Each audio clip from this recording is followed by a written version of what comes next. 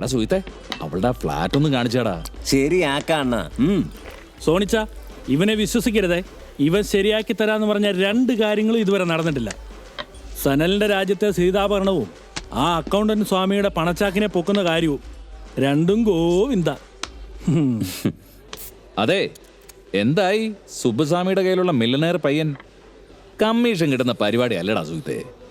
സോണിച്ച, എന്നെ കൂടെ ഒന്ന് കൂട്ടടാ. Cheers.